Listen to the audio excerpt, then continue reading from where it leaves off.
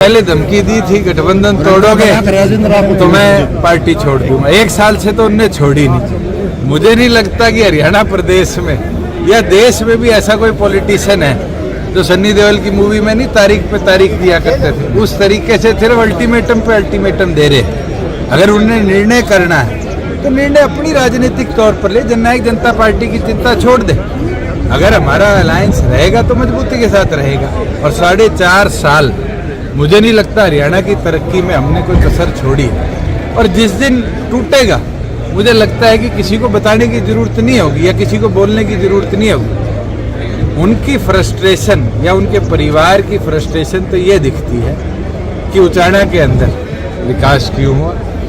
उनके समय के अंदर जितना पिछड़ा उचाना था आज कितना आगे बढ़ा है, उस फ्रस्ट्रेशन को वो कहीं ना कहीं हमारे अलायंस पे निकालते हैं। मैं तो ये मानता हूँ बड़े अच्छे तरीके से दोनों। खड़गे जी का,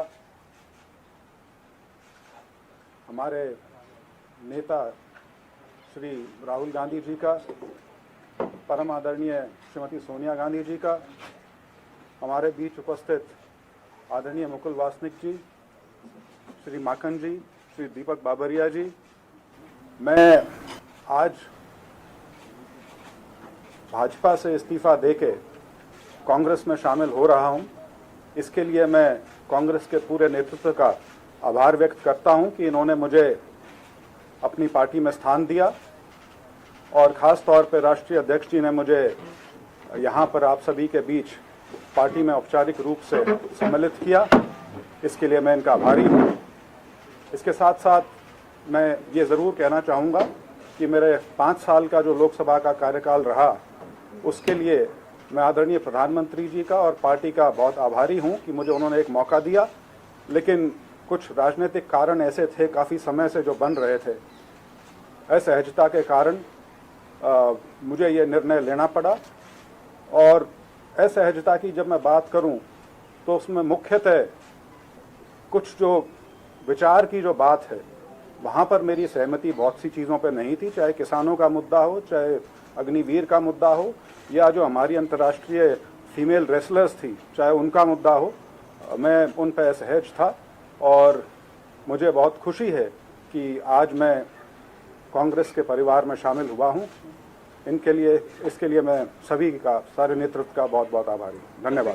पिताजी भी शामिल होंगे क्या? चौधरी वीरेंद्र सिंह जी?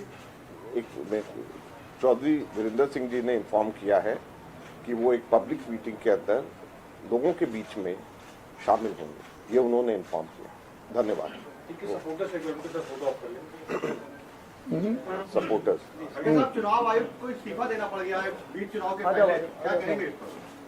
हाँ, यही तो मैं सोच रहा था कि क्यों ये कलकत्ता में हाईकोर्ट जज ने जब इस्तीफा देकर बीजेपी में शामिल होकर दूसरे दिन ही टीएमसी को गाला देना शुरू किया, तो कैसी मानसिकता जजों की भी है इससे जाहिर होता है। यानी